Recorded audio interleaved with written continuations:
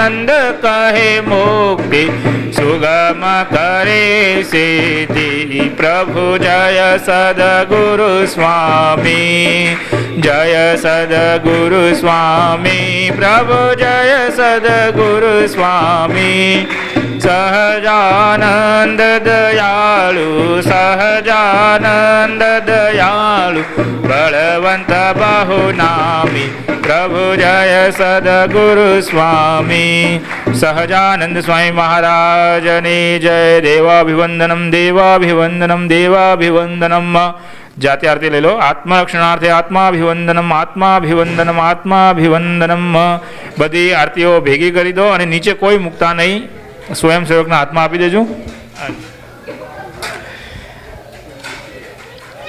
આપણે બધા ખૂબ ભાગ્યશાળી છીએ 18 વર્ષમાં પહેલી વખત 17 વર્ષ જતા પતી ગયા છે અને 18મું વર્ષ ચાલી રહ્યું છે તો આપણે બધા ખૂબ ભાગ્યશાળી છીએ કે આપણે પિતૃઓને અર્થે આ વખતે કથા કરવાનો આપણે બધાને ખૂબ લાભ મળ્યો છે અને સ્વામી આજે સત્સંગી ભૂષણ એના તૃતીય અંશની કથા કરશે અહીં સૌ પ્રથમ આપણે સ્વામીનો આભાર માનીશું કે સ્વામી આપણને સમય આપ્યો અને સૌથી વધારે કે સ્વામી અહીં રહીને ગયા એટલે સ્વામી સમજી ગયા કે ટોરોન્ટોના ભક્તોને સૌથી વધારે શું ગમે તો ભગવાનના ચરિત્ર સાંભળવા ભગવાન ટોરોન્ટોના ભક્તોને ખૂબ ગમે છે એટલે સ્વામી સામેથી જ કહ્યું કે આપણે સત્સંગી ભૂષણની કથા કરીશું અને ભક્તો તમને ખ્યાલ નહીં હોય તો હું કહી દઉં તમને કે જે કોઈ ભક્તોને ભગવાનના ચરિત્ર વાંચવા ગમતા હોય એમના માટે સૌથી બેસ્ટમાં બેસ્ટ અને સારામાં સારું પુસ્તક કોઈ હોય આપણે સંપ્રદાયની અંદર તો એ છે સત્સંગી ભૂષણ સત્સંગી ભૂષણ એક એવું શાસ્ત્ર છે કે જેમ સ્વામિનારાયણ ભગવાને વચનામૃતમાં વાત કરી કે એક ચરિત્ર પતે પછી બીજું ચરિત્ર બીજું પછી પતે પછી ત્રીજું એમ પોતાના મનને ગૂંચવી રાખવું અને જેને ભગવાનના ચરિત્ર વાંચવા ગમતા હોય અને પોતાનું મન એ ભગવાનના ચરિત્રને અંદર ગૂંચવી રાખવું હોય તો એના માટે સૌથી સારામાં સારું જે શાસ્ત્ર કોઈ હોય તો એ છે સત્સંગી ભૂષણ તો સ્વામી આપણા ઉપર ભગવાનની કૃપા છે અને સ્વામી અહીંયા આવ્યા સ્વામી એ આપણને સત્સંગી ભૂષણના તૃતીય અંશની કથા સંભળાવશે સ્વામી લુઈસવિલ રહે છે અને ત્યાં પણ એમની પ્રવૃત્તિ હોય છે પણ આપણા ઉપર ખૂબ દયા કરી અને સ્વામી અહીંયા પધાર્યા છે તો એક વખત સ્વામીને 2 હાથથી તાળીઓ વગાડી અને એમનું ખૂબ સ્વાગત કરીશું અને એમનો આભાર માનીશું હવે સ્વામીને કહીશું કે આપણને કથા અને ભગવાનના ચરિત્રો સંભળાવે તો સ્વામી હવે કથા સંભળાવશે ભવસંભવભીતિ વેદનમ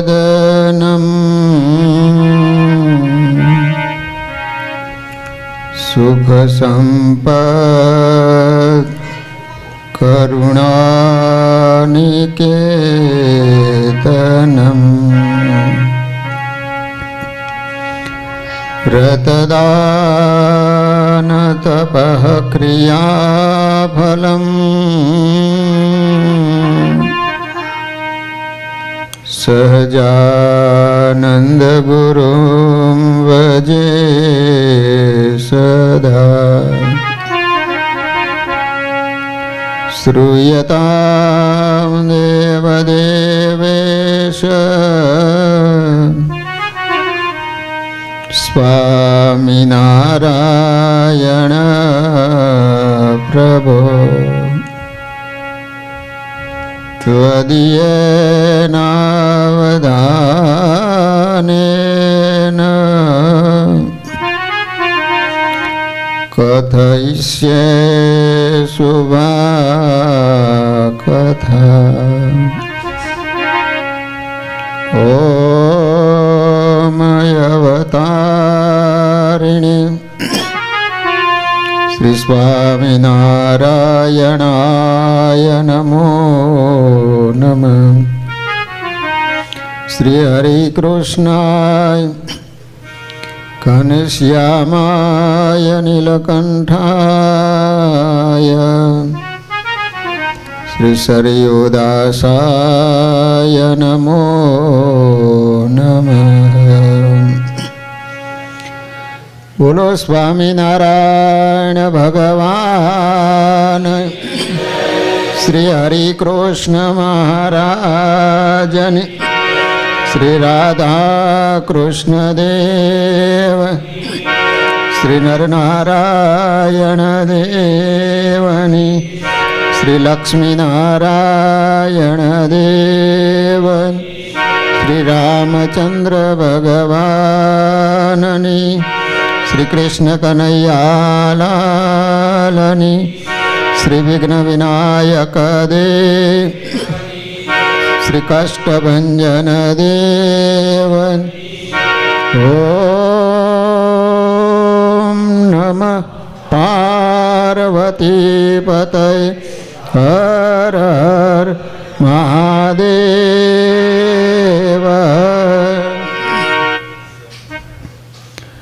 સર્વાવતારી આપણા સૌના આરાધ્ય ઈષ્ટદેવ શ્રી સ્વામિનારાયણ મહાપ્રભુજી નિજ મંદિરમાં બિરાજતા મહાપ્રતાપી સંકલ્પ સિદ્ધ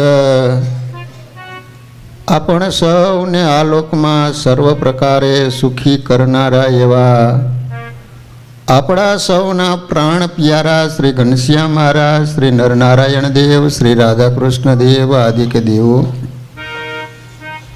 શ્રી નરનારાયણ દેવ ગાદી પીઠાધિપતિ પરમ પૂજ્ય આચાર્ય મહારાજ શ્રી તેમજ સમગ્ર ધર્મકુળ તથા અહીંયા વર્ષોથી મંદિરમાં રહી અને ઠાકોરજીની સેવા તેમજ કથા વાર્તાના માધ્યમથી આ સત્સંગનું સર્વ પ્રકારે પોષણ કરી રહેલા પાર્ષદવર્ય અભિષેક ભગત તથા વાલા ભક્તજનો, તમારે બધાય સત્સંગીઓને સાથે રાખી મહારાજશ્રીની આજ્ઞાથી સરસ રીતે મંદિરનો વહીવટ કરી અને બહુ સરસ રીતે સત્સંગનો સમાસ થાય એવા કાર્યો કરી રહેલા અમારે રાકેશભાઈ, તમામ ટ્રસ્ટી મંડળ અને આ શ્રાદ્ધ પક્ષમાં પિતૃઓના ઋણમાંથી મુક્ત થવા માટે તમે બધાએ આ શ્રાદ્ધ પક્ષમાં કથાના યજમાન બની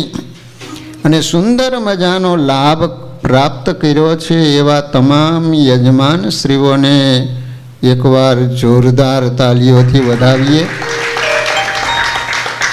અને આ ભગવાનને પ્રથમ જ પ્રાર્થના કરીએ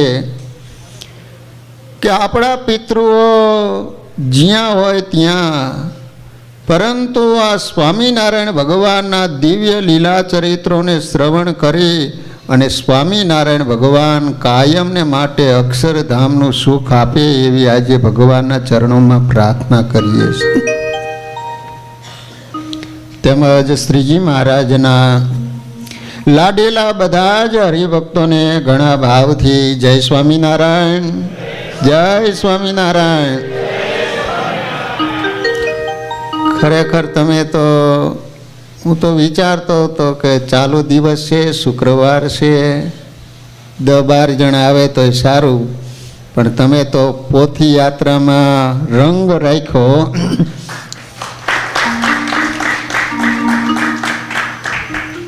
મારે આજે કહેવું પડે કે ટોરન્ટો મંદિરના જે હરિભક્તો છે ને, કથા વાર્તાના બહુ રસિયા છે હો.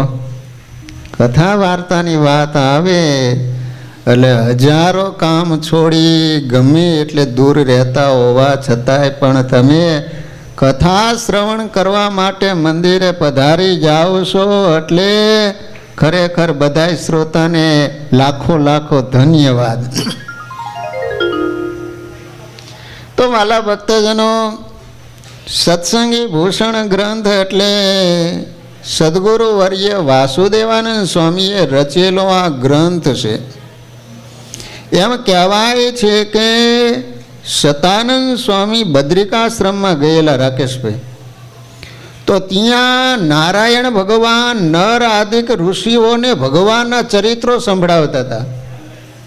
અને એ જ સતાનંદ સ્વામી આવી અને વાસુદેવાનંદ બ્રહ્મચારીને સંભળાવ્યા અને એમને આ ગ્રંથ લખ્યો અને પોતાના શિષ્ય વ્યાપકેશ મુનિને ભણાયો અને આજ્ઞા કરી કે કોઈ પણ મુમુક્ષુ તમારી પાસે આવે તો આ ભગવાનના ચરિત્રો તું સંભળાવજે.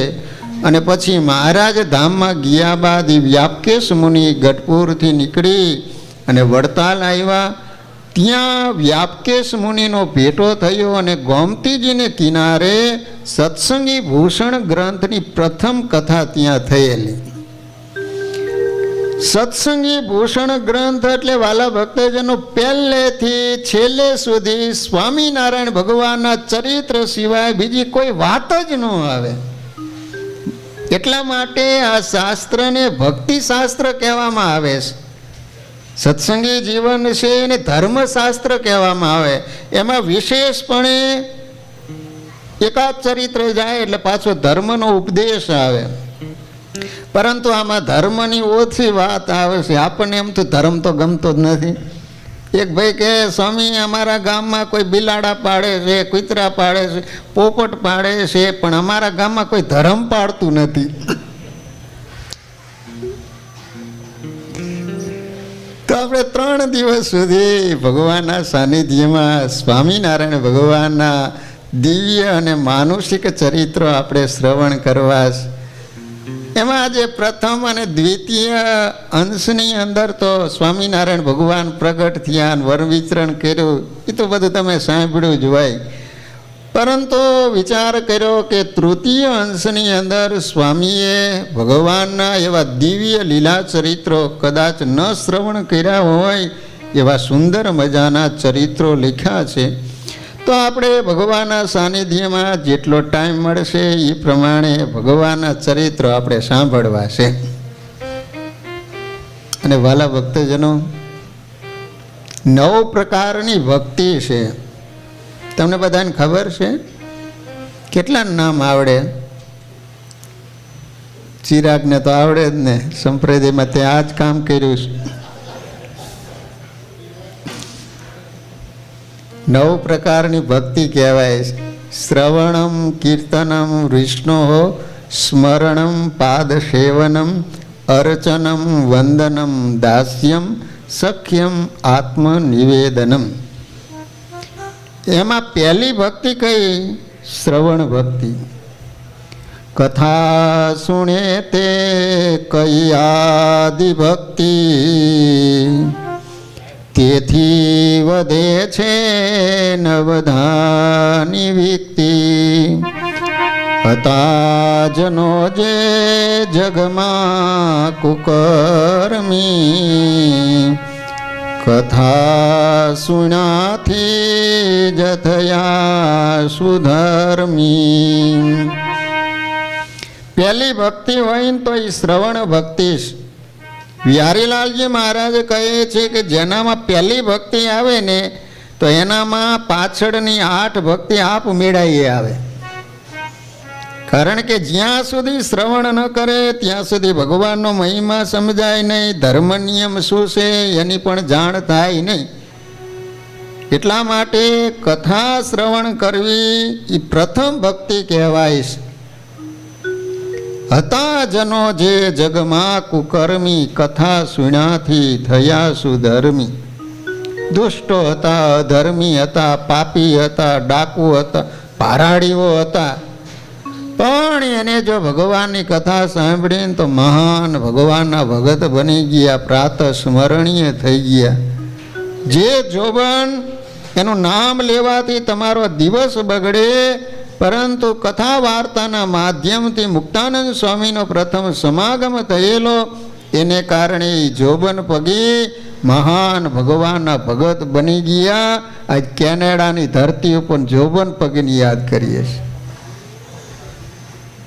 વિચાર તો કરો, આ કથાનો પ્રતાપ છે. અને આજની તારીખે પણ જે ભાઈઓ બહેનો વિશેષ કથા શ્રવણ કરતા હશે એનામાં તમને ધર્મ નિયમની દ્રઢતા વિશેષ દેખાય છે. એને વિશેષ ભગવાનનો મહિમા હશે. તો વાલા ભક્તજનો, તૃતીય અંશની અંદર સ્વામિનારાયણ ભગવાન ગઢપુરમાં બિરાજે છે.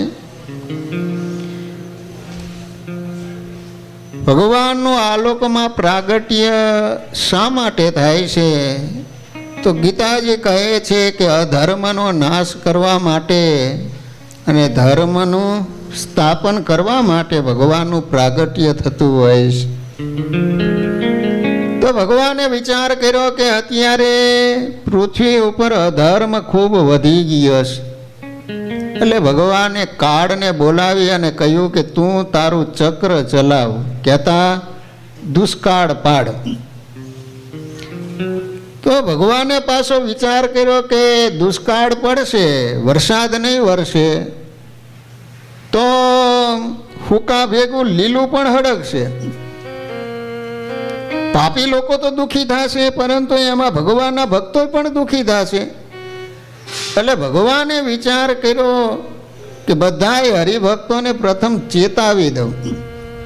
સંતોને બોલાવીને કીધું કે સંતો, તમારે છે ને ગામડે ગામડે જઈ અને હરિભક્તોને કહેવાનું કે ઢોરા પશુ હોય ને એને તમારે વેચી દેવાના. તમારી પાસે રૂપિયા હોય તો રૂપિયા દઈને તમે અનાજનો સંગ્રહ કરજો. અને કાળને કહ્યું કે હું મારા આશ્રિતોને આજ્ઞા કરું છું કે ગળામાં તમારે એક રુદ્રાક્ષનો મણકો બાંધવાનો, અહીંયા તારે જવાનું નહીં, એને દુઃખી તારે નહીં કરવાના.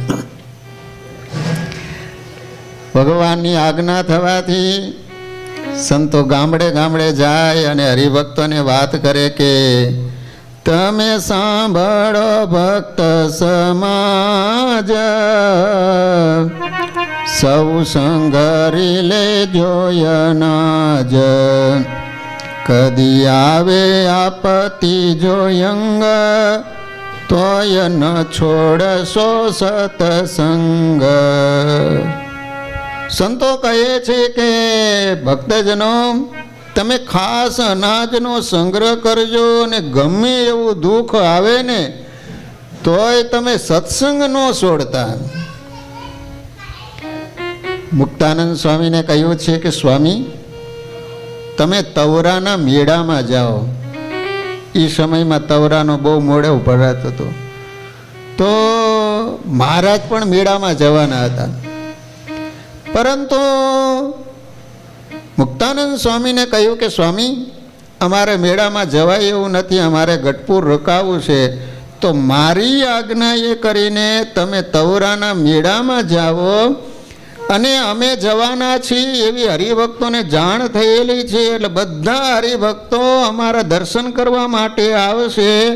તો અમારા દર્શન કરવા માટે જ્યારે આવે ત્યારે કોઈ ખાલી હાથે નહીં આવે. અમારી પૂજા કરવા માટે કોઈક હાર લાવશે, કોઈ પુષ્પોના હાર લાવશે, કોઈક સોનાના આભૂષણો લાવશે, કોઈક વસ્ત્ર લાવશે.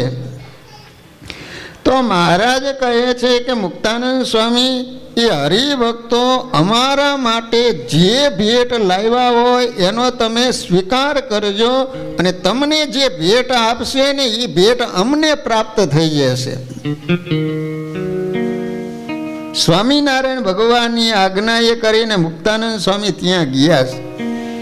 અને હરિભક્તોએ મુક્તાનંદ સ્વામીની પૂજા કરી તો અહીંયા સ્વામિનારાયણ ભગવાનની પૂજા થઈ ગઈ. આ કથા એ કહેવા માગે છે કે જે એવા અનન્ય ભગવાનના ભક્તો, કોઈ એવા અખંડ ભગવાને ધારી રહેલા સંતો હોય ને, તો તમે એને જમાડો છો. એ સંત નથી જમતા, પણ સાક્ષાત ભગવાન જમે છે. એવા સંતોને તમે વસ્ત્ર ઓઢાડો છો ને, તો એ તમે સંતને વસ્ત્ર નથી ઓઢાડતા, સાક્ષાત ભગવાનનું તમે પૂજન કરો છો. એવા સંત જમે જયમાં શ્યામ, જયમાં સૌ દેવતા, જયમાં સર્વે લોક સર્વે ધામ, સૌ થયા તૃપ્તતા. એક ગામમાં એક શેઠ રહેતા હતા. તો એને દ્વારકાધીશની માનતા કરી. એ કે મારો આ સંકલ્પ તમે પૂરો કરશો તો હું તમને 100 કેરી અર્પણ કરીશ. કેરીમાં તમને ખબર પડે ને, ઇંગ્લિશમાં મેંગો કે શું કે. તો દ્વારકાધીશે એનો સંકલ્પ પૂરો કર્યો. પણ શેઠને પ્રવૃત્તિ બહુ, એટલે દ્વારકા જઈ શક્યા નહીં. એટલે બન્યું એવું કે એ ગામની અંદર એક શ્રી હરિના અનન્ય ભગત, ભગવાનના સારા એવા બ્રાહ્મણ ભગત, તો એને દ્વારકા દર્શન કરવા માટે જાઓ તો ને શેઠને ખબર પડી ગઈ કે બ્રાહ્મણ જાય છે દ્વારકા.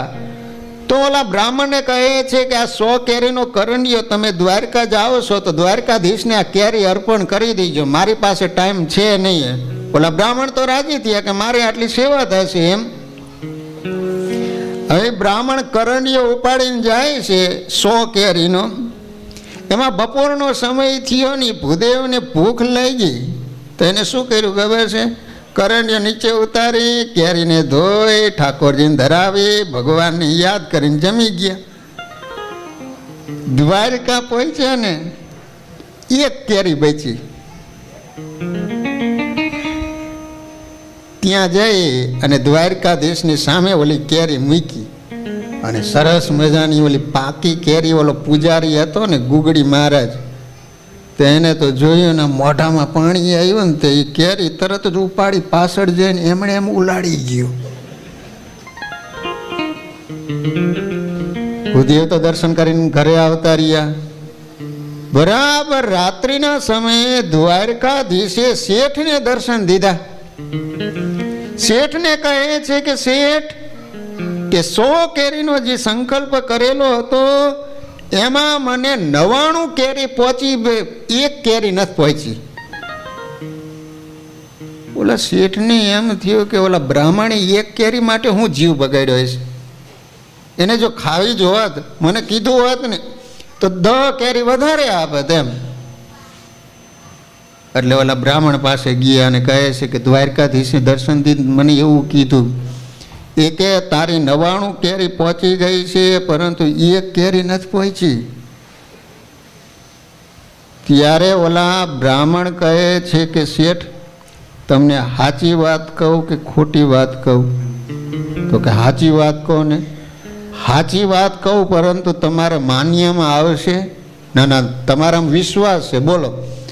તો કે સાચી વાત કહું કે હું ભૂખ લાગે ઠાકોરજીને ધરાવીને ભગવાનને યાદ કરીને જમી જતો તો 99 કેરી હું જમી ગયો હતો, પરંતુ મેં ત્યાં દ્વારકાધીશની આગળ એક કેરી મૂકીને ઓલો ગુગળી પૂજારી હતો એમને એમ ઉલાડી ગયો ને એ ભગવાનને ન પહોંચી.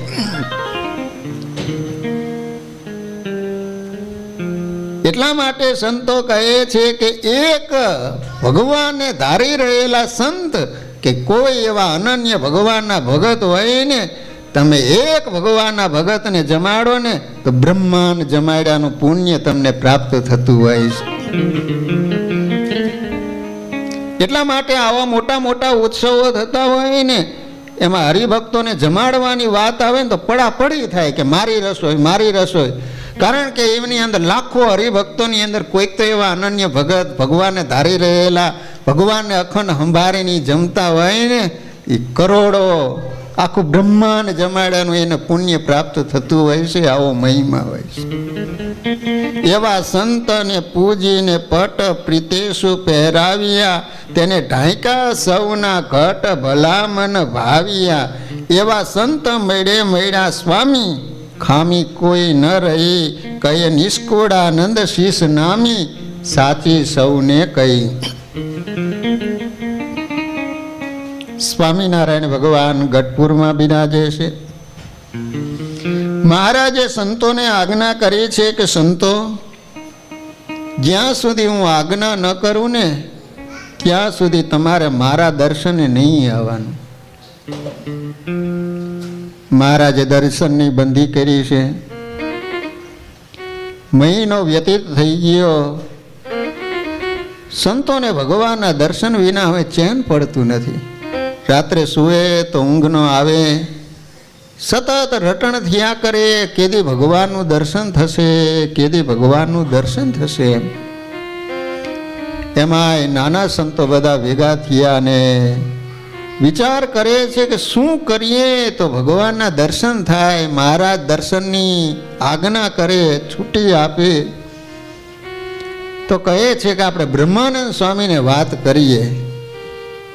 તમારે કોર્ટમાં કેસ જીતવો હોય ને તો સારો વકીલ તમારે લેવો પડે. સંતોએ વિચાર કર્યો કે બ્રહ્માનંદ સ્વામીને કહીએ ને એટલે ચોક્કસ દર્શન માટેની મહારાજની પાસે પરમિશન લઈ આપશે. બ્રહ્માનંદ સ્વામીને વાત કરી કે સ્વામી, જો ભગવાન કહે છે ને તો શાયદ કાયમને માટે અમે ઉપવાસ કરીશું. ભગવાન આજ્ઞા કરશે ને તો શરીર ઉપર કોઈ પણ વસ્ત્ર નહીં અમે પહેરીએ. મહારાજ જે કહેશે એ આજ્ઞા અમને શિરો માન્ય છે, પરંતુ હવે ભગવાનના દર્શન વિના અમારાથી રહેવાતું નથી. માટે સ્વામી, ભગવાનના દર્શન થાય એવી કાંઈક દયા કરો. બ્રહ્માનંદ સ્વામી કહે છે કે સંતો ટ્રાય કરું, મહેનત કરું, ભગવાન દયા કરે અને કાંઈક દયા કરે અને દર્શનની છૂટી આપે તો બધાને દર્શનનું સુખ મળે. એમાં બરાબર એક ખેતરમાં ખેડૂતનો છોકરો કોવો ચલાવે. હવે કોમાં તો આમાં કેટલા સમજતા હોય એ તો ભગવાન જાણે. કો જોયો હશે, આમાં લગભગ કોઈ નહીં જોયો. ઓલો ચામડાનો કૂવો આવતો, પેલા કૂવામાં જાય, પછી પાણી ભરાય ને બહાર આવે. પેલા કઈ આવી મોટર પંપની કઈ સુવિધાઓ નહોતી. તો ઓલો છોકરો ખેતરમાં કોહ ચલાવે, બળદ ભાઈ આગળ જોડેલા. તે બ્રહ્માનંદ સ્વામી કહે તો છોકરા તું મારું એક કામ કરીશ, બોલો. તો કહે છે કે તું ગઢડા જઈ અને સ્વામિનારાયણ ભગવાનની પાસે જઈને વાત કરજે કે સંતોએ કીધું છે કે તમારા દર્શન કરવા માટે આવે. જા તું સ્વામિનારાયણ ભગવાનને પૂછી આવ. તો કહે છે કે હું પૂછવા માટે જાઉં ત્યાં સુધી આ કો બંધ રહે, મારે તો સાંજ સુધીમાં આટલા વીઘામાં પાણી પાવાનું હોય એમ. તે બ્રહ્માનંદ સ્વામી કહે છે કે તું જાતો હોય ને તો તારા બદલે તારો કો હું ચલાવ. બાપુ તમે એ તમને આ કો ન આવડે, તમે બળદ જાઓ કુવામાં. બ્રહ્માનંદ સ્વામી એ ઓલો છોકરો જુવાનીઓ જોવે ને એ રીતે આમ કો ચલાવવા માંડ્યા ને જુવાનીઓ તો જોતો રહી ગયો કે મારે હાથ પેઢીમાં આવો તો કોઈને કો ચલાવતા નથી આવડતો.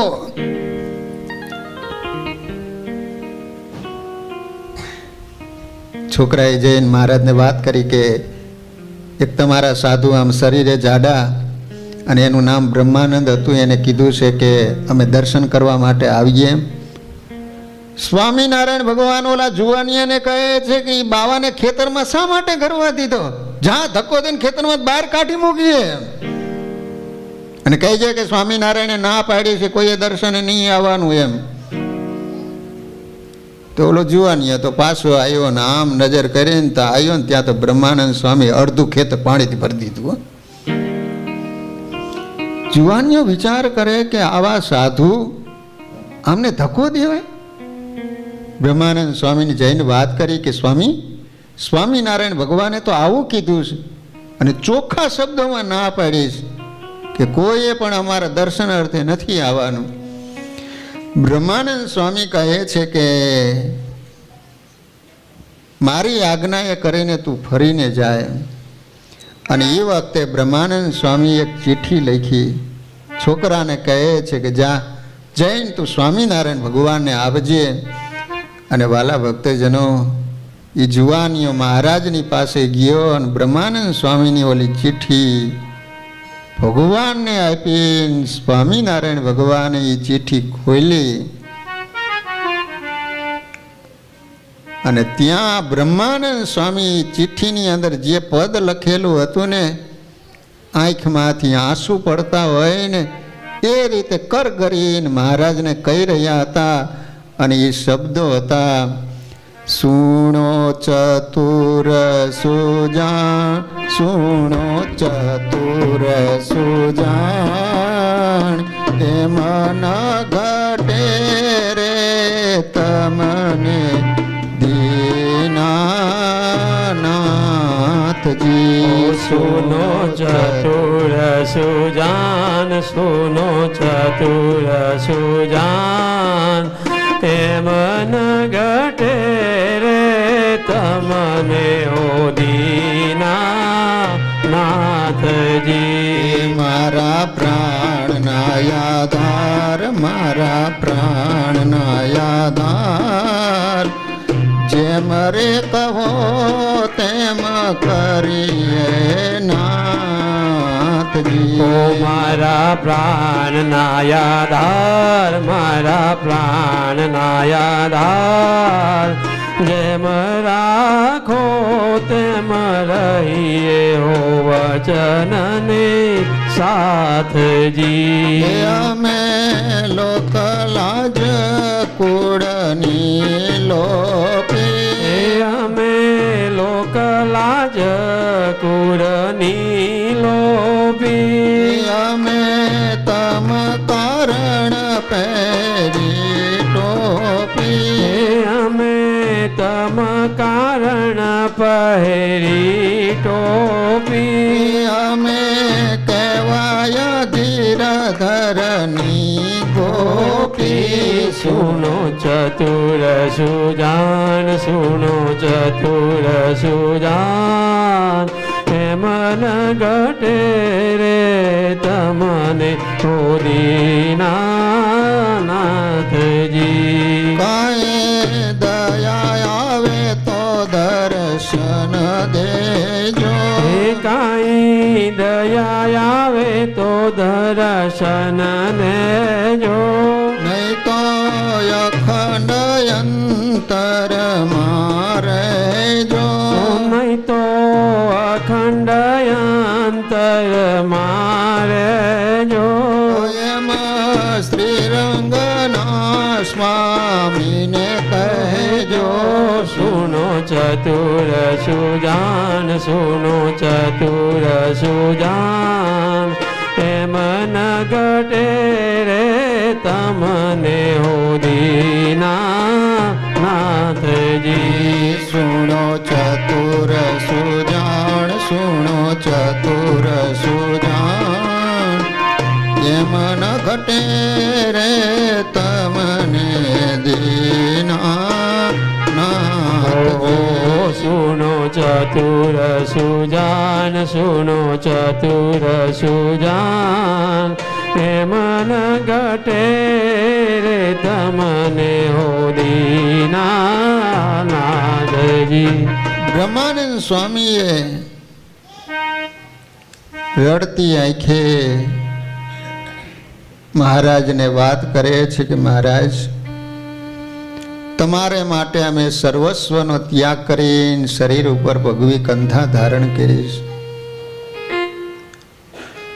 આપના પ્રતાપે અમારામાં આટલું સામર્થ્ય હોવા છતાં ગામડામાં જઈએ ને અમારી હાંસી મસ્કરી કરે એટલું જ નહીં દુર્જન લોકો તો માર મારે છે છતાંય અમે બધું સહન કરીએ છીએ મહારાજ છેલ્લે રડતા રડતા કહે છે કે કાંઈ દયા આવે તો દર્શન આપજો હું તો તમારો દાસ છું બીજું તો શું આગ્રહ કરીને કહી શકું નહીં તો અખંડ અંતરમાં રહેજો એમ શ્રીરંગના સ્વામીને કહેજો જ્યાં છેલ્લા શબ્દ મહારાજે વાંચ્યા ને સ્વામિનારાયણ ભગવાનની આંખમાંથી આંસુ પડી ગયા ઓલા જુવાનિયાને કહે છે કે જા બ્રહ્માનંદ સ્વામીને કહેજે કે મહારાજે કહ્યું છે કે દર્શન કરવા માટે આવે જુવાનિયાએ જૈન બ્રહ્માનંદ સ્વામીને જ્યાં વાત કરીને પહેલી વેતરની ગાય હોય અને વાછડાને જુએ અને જેમ દોટ મૂકે ને એમ એ સંતોએ જે મહારાજના દર્શન માટે ગઢપુર તરફ દોટ મૂકી છે કાંટા કાંકરા કશું જોયું નથી ગઢપુર આવી સ્વામિનારાયણ ભગવાનના ચરણોમાં ઢગલો થઈ ગયા એક મીટે નિહાળી નિહાળી અને મહારાજના દર્શન કર્યા આજ સંતોના નેણા તૃપ્ત થયા છે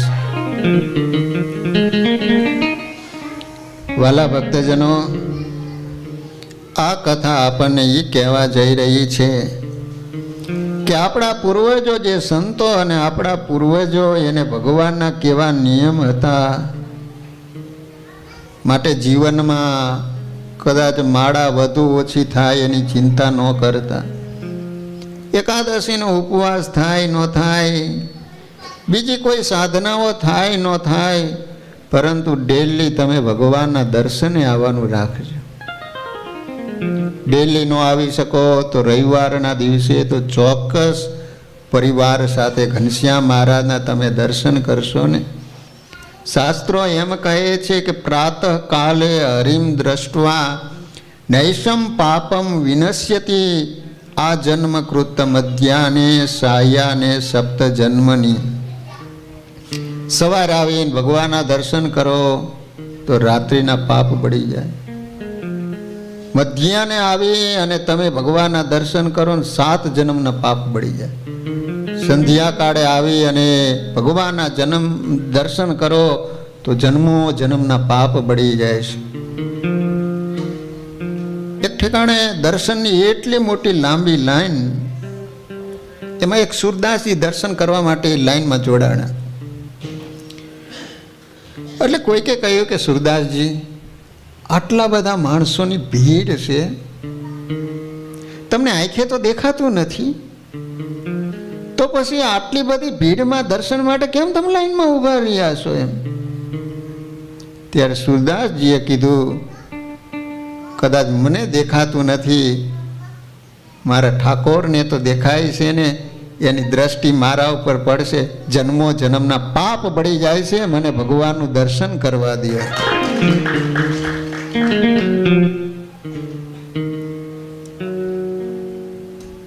માટે વાલા ભક્તજનો, મંદિર છે ને એ ભક્તિમય ભૂમિ કહેવાય છે. તમે વિચાર કરો કે આ મંદિર થયું હોય છે ત્યારથી અત્યાર સુધી કેટલું બધું ભજન થયું હોય છે, કેટલી કથા વાર્તા થઈ છે, કેટલા હરિભક્તોએ દંડવત પ્રદક્ષિણા માળા ફેરવી છે, ભગવાનના નામનો જપ થયો હશે, એના પરમાણુ આપણી ઉપર અસર કરે. ઘણા હરિભક્તો વાત કરે કે ભગવાનના દર્શન કરવા માટે આવે, મંદિરમાં આવીને એટલી બધી શાંતિ થાય, સ્વામી બધા ઘાટ સંકલ્પ બંધ થાય, બધું ભૂલાઈ જાય છે. બોલો, ભગવાનનું મંદિર એ ભક્તિમય ભૂમિ કહેવાય છે, અને તમારું ઘર છે ને ભોગમય ભૂમિ કહેવાય છે. તમારા ઘરે તમે ભગવાનની 1 માળા ફેરવો ને તો 1 જ માળાનું ફળ મળે, અને ઘનશ્યામ મહારાજની પાસે 1 માળા ફેરવો ને 1000 માળાનું ફળ મળે. સહસ્ત્ર ગણું. 1 દંડવત કરો 1000 દંડવતનું ફળ મળેલો. એટલા માટે દર્શને આવવાનો આગ્રહ કરીએ છીએ. નકર તો તમારા ઘરે ભગવાનનું સ્વરૂપ નથી, તમારે ત્યાં ઠાકોરજી સિંહાસનમાં બેઠા જ છે, પરંતુ ભગવાનનું મંદિર અહીંયા પ્રતિષ્ઠિત મૂર્તિ હોય છે, અને અખંડ ભગવાનનું ભજન થતું હોય. માટે વાલા ભક્તજનો, તમારા દીકરા દીકરીઓ નાના હોય અને નાનપણથી મંદિરે લાવશો તો મોટા થાય છે ને તો એટલું એના જીવનમાં રહેશે. નાનપણમાં આપેલા સંસ્કારો છે ને ગમે એટલા મોટા થાય ને છતાંય પણ એ સંસ્કારો જતા નથી. સ્વામિનારાયણ ભગવાન થોડોક સમય ગઢપુરમાં રોકાણા છે. ગઢપુરથી નીકળી અને મહારાજ ઝાલાવાડમાં પધાર્યા છે. ઝાલાવાડની અંદર મેથાણ નામનું ગામ છે, ત્યાં પધાર્યા છે. મેથાણની અંદર પુંજાજી આદિક ભગવાનના મહાન ભક્તો. મેથાણ કેવું પ્રસાદીનું છે તમને ખબર છે? 18 વખત મહારાજ પધારેલા છે. આજે પણ ઘણી બધી પ્રસાદીની વસ્તુ મેથાણ ગામમાં છે. ત્યાં ચતુર્ભુજ દાદાનું મંદિર છે, એ મંદિરનો જીર્ણોદ્ધાર સ્વામિનારાયણ ભગવાને કરાવેલો છે. ધાંગધ્રાની બાજુમાં મેથાણ આવ્યું.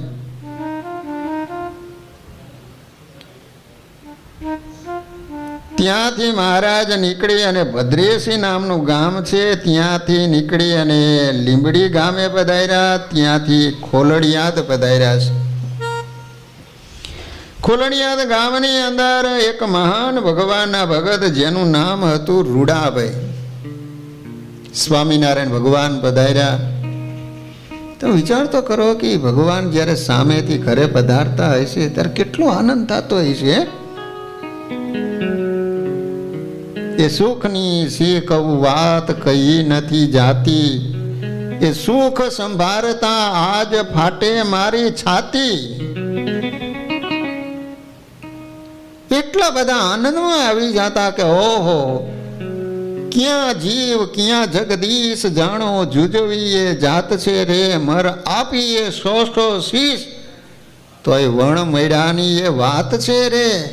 ક્યાં આપણા જેવા પામર જીવ અને ક્યાં એ સ્વામિનારાયણ ભગવાનની મોટાઈ. એ ભગવાન જ્યારે સામે ચાલીને જીવને દર્શન દેવા માટે પધારે, ઓહો, ક્યાં કીડી કરી મેળાપ. કોઈ દિવસ કીડી અને હાથીનો મેળાપ થાય એમ જીવ અને ભગવાનને એટલો ફેર છે. બોલો, એક કીડી તો એટલી બધી સ્પીડથી ચાલી જતી હતી, તો સામે બીજી કીડી મેળી, તો એને કીધું કે મુઈ કઈ બાજુ તું જાસ? તો કે હાથીનું એક્સિડન્ટ થયું, એને લોહીની જરૂર પડી છે ને, એટલે લોહી દેવા માટે જઉં છું. બોલો, એક કીડીને તો નદીને સામે પાર જવું હતું, એમાં બરોબર હાથી નીકળ્યો. તો હાથીએ થોડુંક ધીમું કરજો. તો હાથીએ કીધું કે કીડીબેન, તમારે સામે કાંઠે જ જવું છે ને, તો મારી ઉપર બેસી જાઓ, તમને સામે કિનારે ઉતારી દઈશ. કીડી હાથી ઉપર બેઠી, હાથી માંડ્યો ચાલવા. પાણી જેમ જેમ ઊંડું આવવા માંડ્યું એમ હાથી આમ જવા માંડ્યો અંદર. એટલે ઓલી કીડીબાઈ કહે છે કે હાથીભાઈ, તમને જો મારો વજન લાગતો હોય ને તો હેઠી ઉતરી જાવ એમ.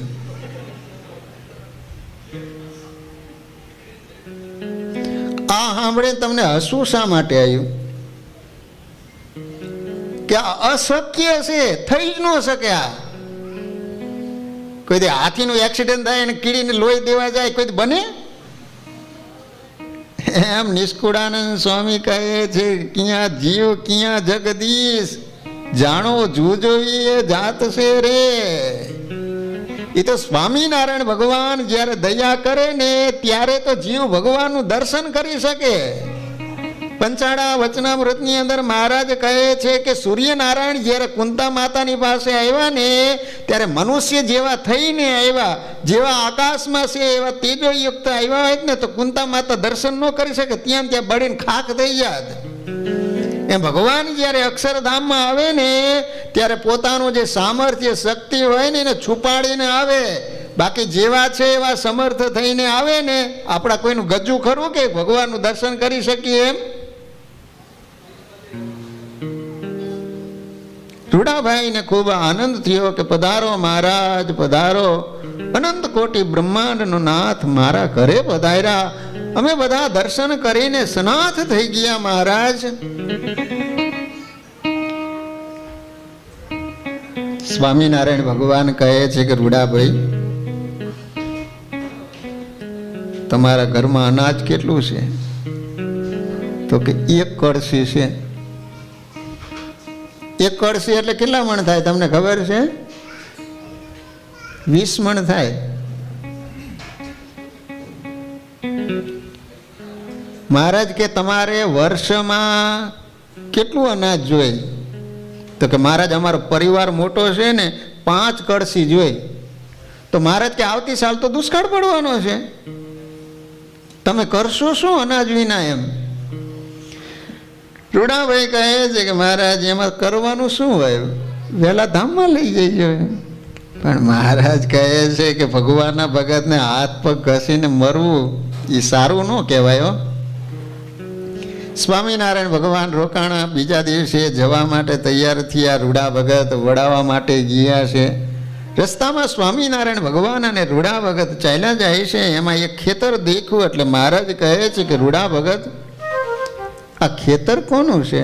મહારાજ આપની દયાથી મારું છે. તો કે આ શું વાવ્યું હતું તમે? તો કહે છે કે જુવાર વાવી હતી, પરંતુ ઉગી વરસાદ ન થયો એટલે ઉપરથી બળી ગઈ છે, પરંતુ મૂળિયા એની ગાંઠ છે ને લીલી છે. હજી પણ શાયદ જો વરસાદ થાય ને તો જુવાર પાંગરે એમ. મહારાજ કે સારું. મહારાજ તો આટલું કે નીકળી ગયા. અને વાલા ભક્તજનો, તમે વિચાર કરજો કે જે ભગવાનનો થાય છે એની ભગવાન કેવી ચિંતા કરતા હોય છે. એ જ રાત્રિએ સ્વામિનારાયણ ભગવાને માત્ર ને માત્ર રૂડા ભગતના ખેતરમાં વરસાદ વરસાયો. સવારના સમયમાં બાજુનું કોઈ ખેતર છે, ખેતરે ગયા આમ નજર કરી ત્યાં આખું રૂડા ભગતનું ખેતર પાણીથી ભરાયેલું. ઘરે આવીને રૂડા ભગતને કે રૂડા ભગત તમારું ખેતર તો આખું પાણીથી ભરાઈ ગયેલું છે. અને વાલા ભક્તજનો આખું ગામ જોવા માટે ઉમટ્યું. ઘેર આવ્યો ને સાંભળી વાત, થયો ખેતરમાં વરસાદ. જોવા ગયા જ્યાં મંગયાણી, ચારે સીઢે ભરેલું છે પાણી.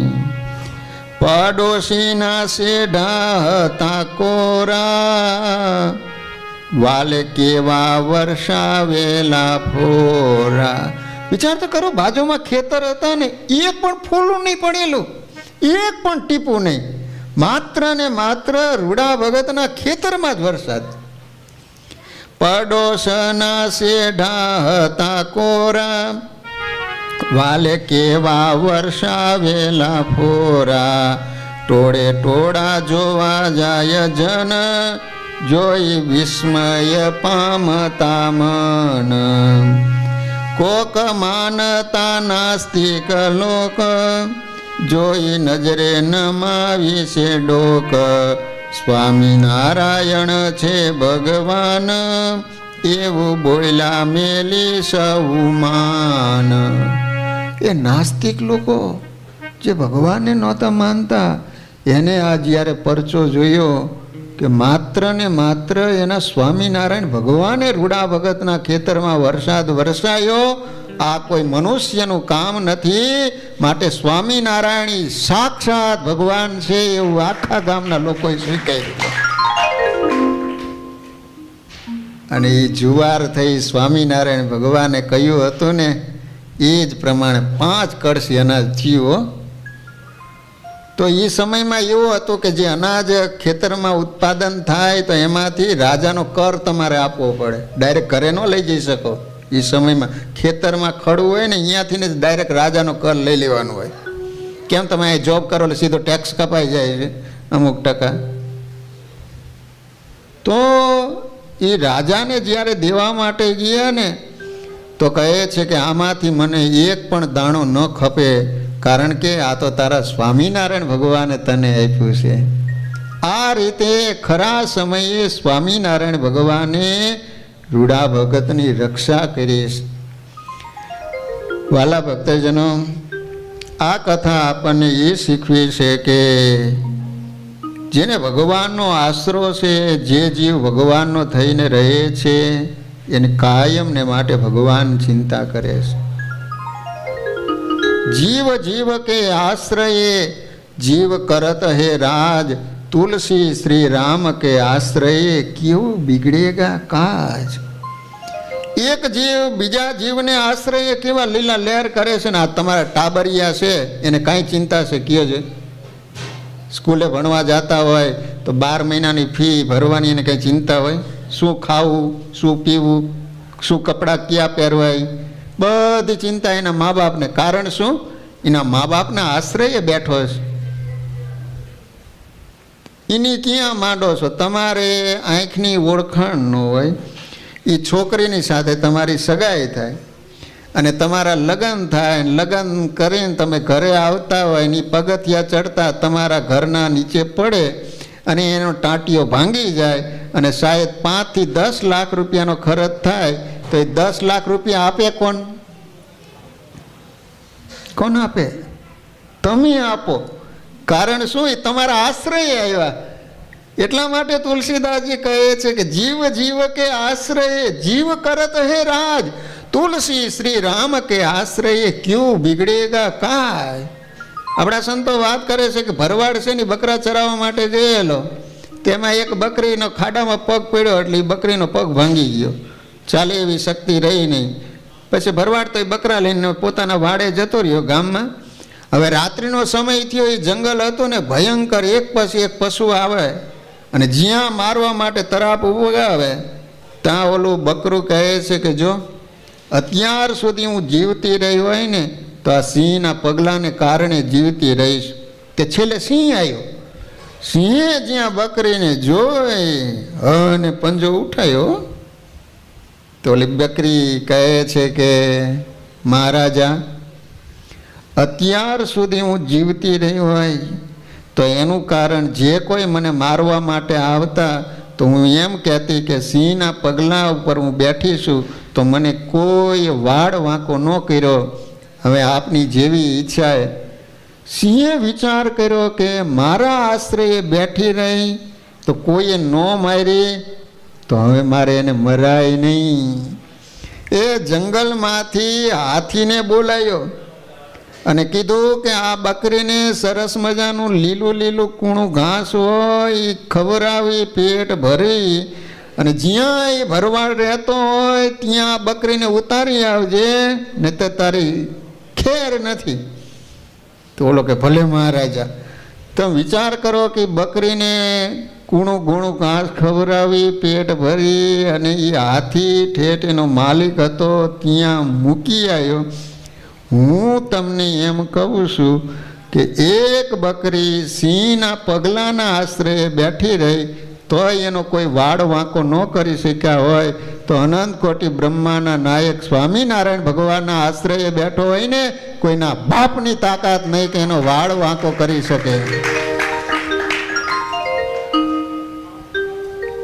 સર્વધર્માન પરિત્યજ્ય મામેકમ શરણમ વ્રજ અહમ ત્વામ સર્વ પાપેભ્યો મોક્ષયિષ્યામિ મા શુચઃ.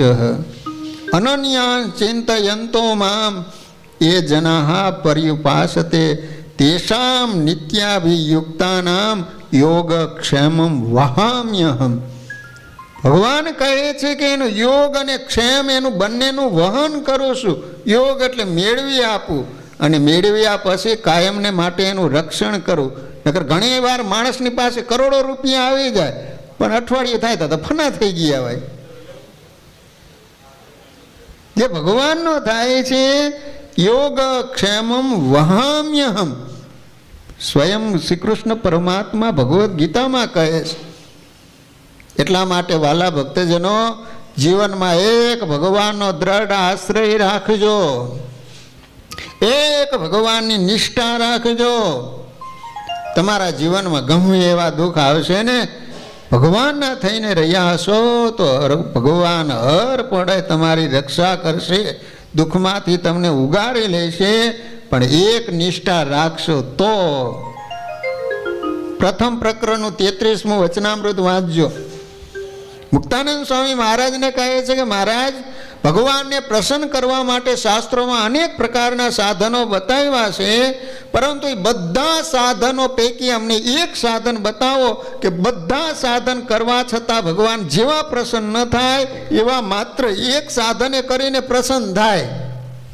વિચાર તો કરો કેવો પ્રશ્ન પૂછ્યો. વચનામૃત એટલે વચનામૃત હો, સ્વામિનારાયણ ભગવાનની પરાવાણી, તમામ શાસ્ત્રોનો સાર મહારાજ એની અંદર આપ્યો હોય ને તમામ પ્રશ્નોના સમાધાન તમે વચનામૃત વાંચો ને આપ મેળાએ તમને મળી જાય એવો અદ્ભુત ગ્રંથ સ્વામિનારાયણ ભગવાનની પરાવાણી.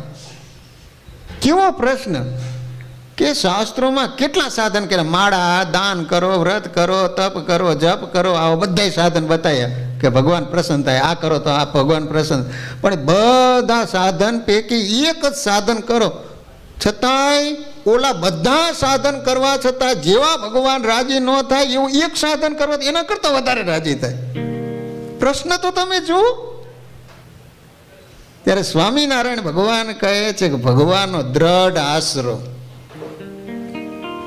ફક્ત આશરાની વાત ન કરી, આગળ વિશેષણ લગાડ્યું. વિશેષણ વિશેષમાં ખબર પડે, તમે બધા ભણેલા બેઠા છો. આગળ વિશેષણ લગાડ્યું. જેવો તેવો નહીં, દ્રઢ પકરી સો પકરી હરી મેરે હાલર કી લકરી. હાલર નામનું પંખી આવે ને જન્મે ને ત્યાર પછી ઓલી એક સળી આવે તો એની પકડી લે તો મરતા સુધી મૂકે જ નહીં. બોલો, એમ ભગવાન મળ્યા પછી ભગવાનનો આશ્રય એવો દ્રઢ થઈ જવો જોઈએ કે મરતા સુધી તમે મૂકી ન શકો. તો વાલા ભક્તજનો, સ્વામિનારાયણ ભગવાને ખોલડીદ ગામના જે રૂડા ભગત હતા એનું ખરા સમયે ભગવાનના થઈને રહ્યા હતા, તો સ્વામિનારાયણ ભગવાને એની રક્ષા કરી છે. સ્વામિનારાયણ ભગવાન ત્યાંથી નીકળી અને બોટાદ પધાર્યા છે. બોટાદથી નીકળી અને પ્રભુ ગઢપુર પધાર્યા છે. તમે બધા હરિભક્તો ગઢપુર ગયા છો કા? કેટલા હરિભક્તોએ દર્શન કર્યા છે ગઢપુરમાં? વાહ! ચાલો તારે બીજી વાત, ગઢપુરમાં કુલ કેટલી મૂર્તિઓ છે?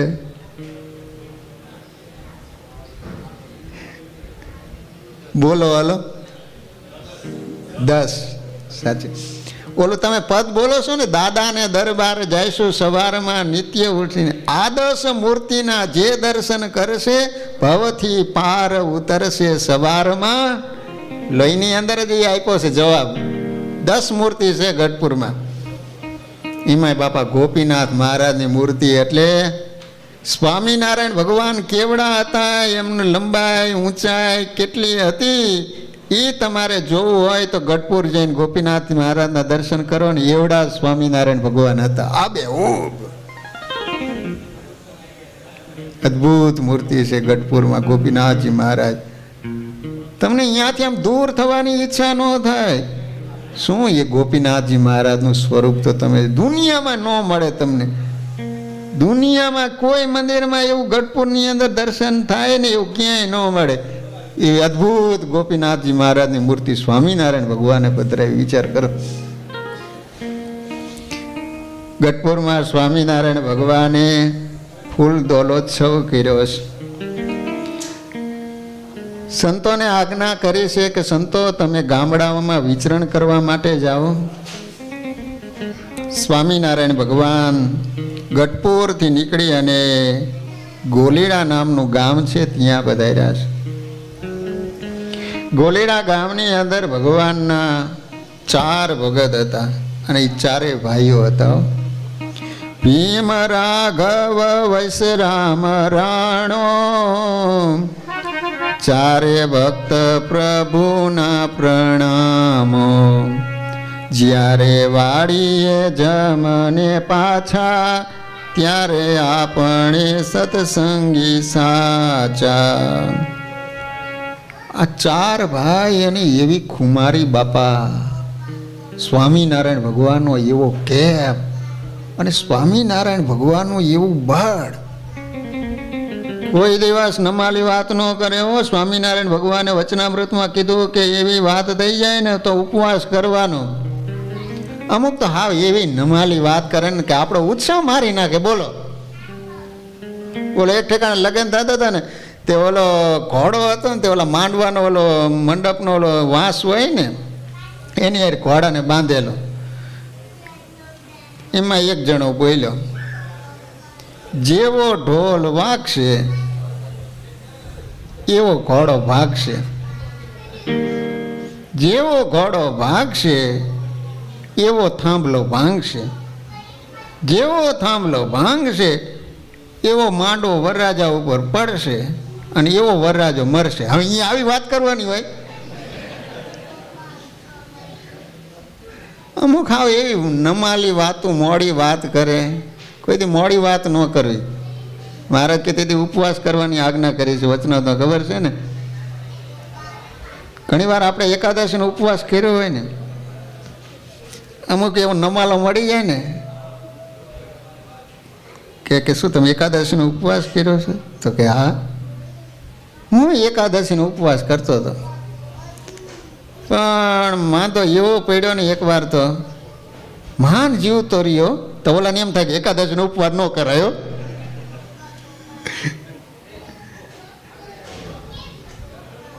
આપણે મંદિરની જગ્યા લેવા માટેનો ઘણા સમયથી વિચાર કરતા હતા, પણ આ વખતે તમારે બધાને એક સૂર થયો કે જે થવું હોય થાય. મૂળ હવે ભગવાનનું મંદિર કરે છૂટકો, અને બધાએ બળ ભરી વાત કરીને હિંમત કરી, ભગવાન ભેડા તો જમીન આપણા હાથમાં આવી ગઈ ને કયો હાલો. અને વાલા ભક્તજનો, મંદિર એમાંય ભૂમિદાનનો ખૂબ મહિમા છે હો. તમે વિચાર કરો કે કદાચ મંદિર થઈ ગયું હોય, પરંતુ ગમે ત્યારે ધરતીકંપ થાય કે કોઈ પણ કારણે મંદિર સમય જતાં પાડી નવું કરવાનું થાય, પણ જમીન તો કાયમને માટે એની જ રહેવાની છે. તો જમીન તો કાયમને માટે એ જ રહેવાની છે. એટલે શાસ્ત્રોમાં ભૂમિદાનનો સૌથી વિશેષ મહિમા બતાવ્યો છે. માટે ભગવાને જેને સુખી બનાવ્યા હોય ને, ભગવાનને અર્થે આપજો. અને એ મંદિર થાય છે તો તમારા દીકરા દીકરીઓ જેની અંદર સંસ્કાર પ્રાપ્ત કરવાના છે. આપણે જ બધા અહીંયા ભેગા મળીને ભગવાનનું ભજન અને ભક્તિ કરવાની છે. તમે બધાએ ખૂબ આપ્યું છે, છતાંય પણ કોઈ બાકી હોય તો પ્લીઝ અત્યારે સુંદર મજાનો તમારી સામે સેવા કરવાનો ભગવાને અવસર આપ્યો છે. અને જે ભગવાનને અર્થે આપે છે ને, ભગવાન તમને 1000 ગણું હાણમે આપી દે. તમે એકવાર ભગવાનને અર્થે આપી દો. જુઓ, એમ કહેવાય છે કે સ્વામિનારાયણ ભગવાને ગઢપુરમાં ઉત્સવ કરેલો, તો એ સમયે દૂર દૂરથી હરિભક્તો મહારાજના દર્શન કરવા માટે આવતા હતા. તો એમાં દૂરથી હરિભગતનો સંઘ તબલા મંજીરા સાથે વાતે ગાતે ભગવાનનું સ્મરણ કરતા કરતા ચાલ્યા આવતા હતા. એમાં એક ખારો પાઠ આવ્યો. તે હરિભક્તો બધા ચાલ્યા જતા હતા. સામેથી એક પટેલ મળ્યો. તે પટેલે આ બધું જોયું એટલે પૂછ્યું, તમે બધા કઈ બાજુ જાઓ છો? તો ગઢપુર અમારા સ્વામિનારાયણ ભગવાન ઉત્સવ કરે છે ને, એટલે દર્શન કરવા માટે જઈએ છીએ. સ્વામિનારાયણ ભગવાન છે? તો કહે છે કે હા. તો પટેલે એ સમયે હરિભગતને 10 રૂપિયા આપ્યા અને કીધું કે તમે સ્વામિનારાયણ ભગવાનની પાસે જાઓ તો મારા તરફથી તમે 10 રૂપિયા ભેટ કાપીજો. તે હરિભક્તો તો મહારાજની પાસે ગયા, મહારાજને દંડવત કર્યા, ભગવાનના દર્શન કર્યા. પણ જે હરિભગતને ઓલા 10 રૂપિયા આપેલા ને તે આપવા ભૂલી ગયા. તે સ્વામિનારાયણ ભગવાને સામેથી કીધું, બોલા પટેલે 10 રૂપિયા આપ્યા તો લાવો. તો ભગવાનને 10 રૂપિયા આપ્યા. મહારાજે 10 રૂપિયા લેતા લેતા આમ માથું ધૂણાયું. આમ બાજુમાં બ્રહ્માનંદ સ્વામી બેઠેલા. બ્રહ્માનંદ સ્વામીએ કીધું કે મહારાજ માથું કેમ ધૂણાયું? ત્યારે સ્વામિનારાયણ ભગવાન કહે છે કે સ્વામી, ખરા સમયે અમારે આ રૂપિયા આપવા જવું પડશે. અને વાલા ભક્તજનો, પછી કહેવાય છે કે સમય જતાં એ પટેલના શરીરમાં કોઢ નીકળ્યો. અને એ સમયમાં શરીરમાં કોઢ નીકળે ને એટલે માણસો એમ કહે કે તે પાપ બહુ કર્યા છે ને એટલે આ કોઢ નીકળ્યા. એટલે ગામમાં બધા માણસો મેણા મારવા માંડ્યા.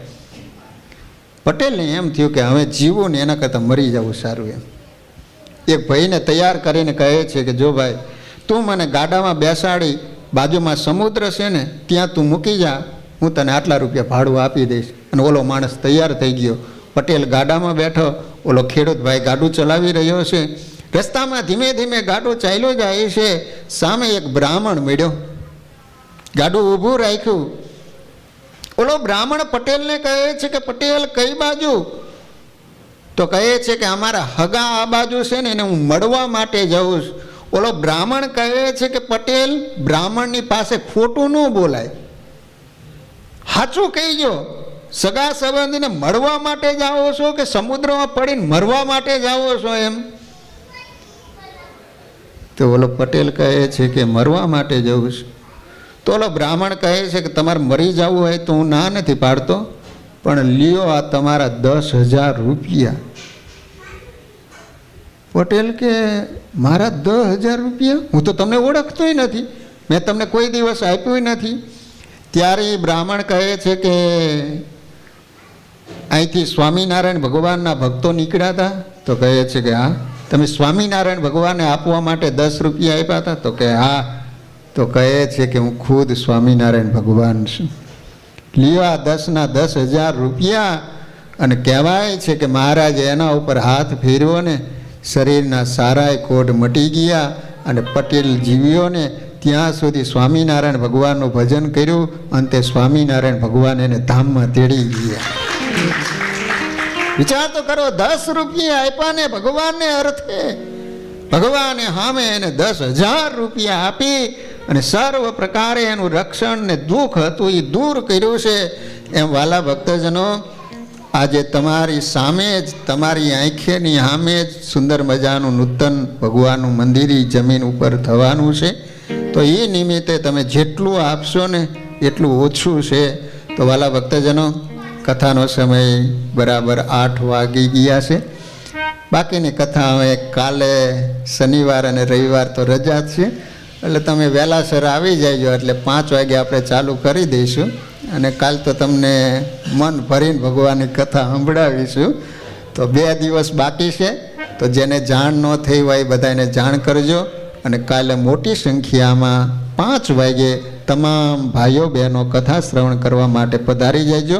અત્યારે કથાનો સમય પૂરો. ભગવાનના નામ સાથે કથાને વિરામ. બોલો સ્વામિનારાયણ ભગવાનની.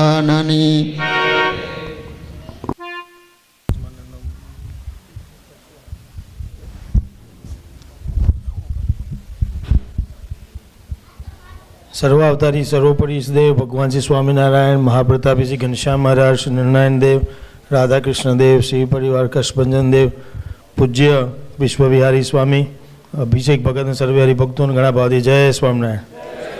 સ્વામીએ સરસ સત્સંગી ભૂષણની ચરિત્રોની વાત કરી. સત્સંગી ભૂષણ શાસ્ત્ર ભગવાનના ચરિત્રોથી ભરેલું જ છે. સ્વામી આ જ કથા કરી. આવનારા 2 દિવસમાં ફરીવાર કથા છે. અને આપણે શરૂઆતમાં ભગતજીએ કહ્યું હતું એમ કે પહેલી વખત શ્રાદ્ધ પક્ષમાં આપણે પિતૃઓના મોક્ષાર્થે કથા કરીએ છીએ. ભગવાન વિશેષ રાજી થશે, કારણ કે દર વર્ષે કથા વાર્તાઓ થતી હોય પણ પિતૃઓના મોક્ષાર્થે કંઈ કર્યું નહીં આપણે. તો આપણને આવો અવસર મળ્યો, ભગવાને સુજાડ્યું, સ્વામીએ આવો લાભ આપ્યો. સ્વામી અવેલેબલ ના હોત તો ના થવત. સ્વામીનો જેટલો આભાર માનીએ એટલો ઓછો. અને આભારમાં એટલું કે બધા કથા વાપરવા ટાઈમે આવી જઈએ, કારણ કે આ કથા 3 દિવસ અને કથાની વિશેષતા એ છે કે આ પિતૃઓના મોક્ષાર્થે છે. તો બધાના પિતૃઓ તો છે જ ને. તારું તો જન્મ્યા છે આપણે, બરાબર? એ જે ઘેર બેસી રહ્યા હોય, રજા હોય ને ઊંઘ્યા હોય, રજા ના હોય તો જો અવેલેબલ હોય જોબ નહીં છોડવી, પણ મેળ પડે એને રજા મુકાય. કારણ કે આ શ્રાદ્ધ પક્ષની કથા ફરી વાર આવી ના આવી અને આપણને અવસર મળ્યો ના મળ્યો. તો ખાસ તો જે લોકો આવી નહીં શકે આજે, એ આ 2 દિવસ હજી લાભ લઈ લેજો અને આ કથાનું શ્રવણ કરશો. તો આ તમે શ્રવણ કરશો તો તમારા પિતૃ રાજી થશે ને.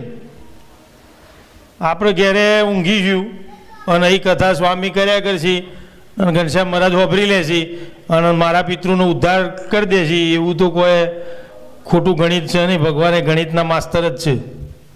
એ તો આપણે વાપરવી પડે, આપણે બેહવું પડે તો આપણા પિતૃઓને જાય ફળ, બાકી ના જાય ભાઈઓ. એટલે જે ઓનલાઈન વાપરો છો દયાળુ આમાં શું છે,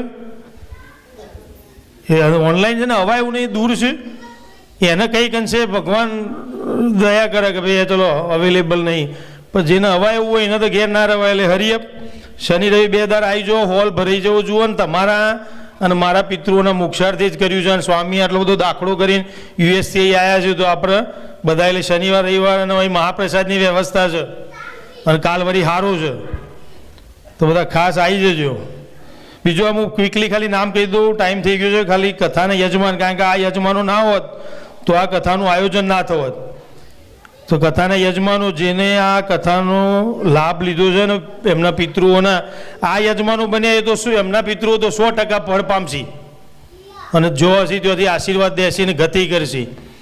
તો એના નામ છે Anujbhai Patel, Rameshbhai Patel, Rakeshbhai Chaudhary, Rajubhai Patel, Piyushbhai Parmar, Sagarbhai Patel, Vasudevbhai Babubhai Patel USA, Shashikantbhai Patel and family, Mahendrabhai Muljibhai Thakkar,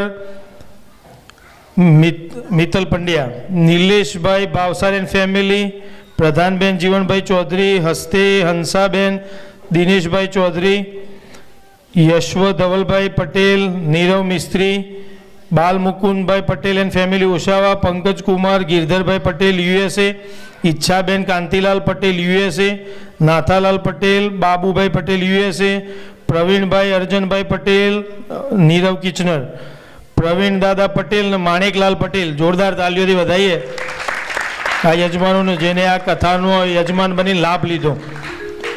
બીજું તો બધા બસ કાલે વહેલા આવી જજો, 5 વાગે કથા ચાલુ થઈ જશે, 5 થી 7.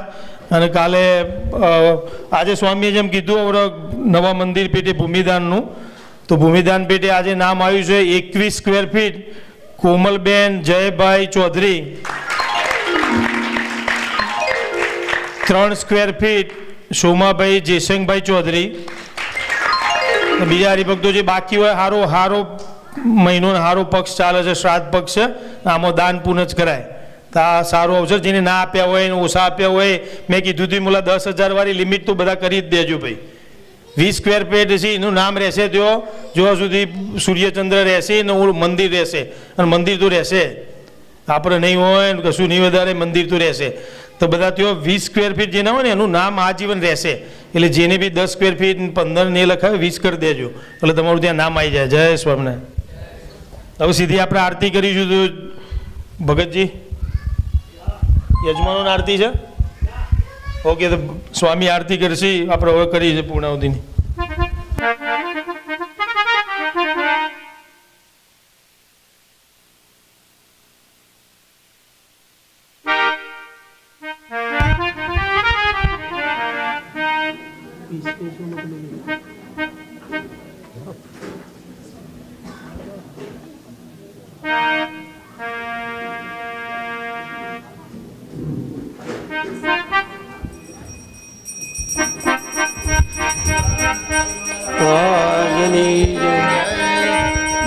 જય સદગુરુ સ્વામી પ્રભુ, જય સદગુરુ સ્વામી.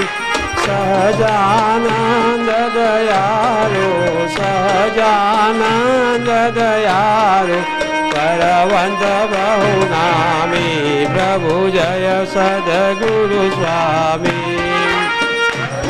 સરોજ તમારા વંદુ કર જોડી પ્રભુ, વંદુ કર જોડી. ચરણે શીશ દયા તે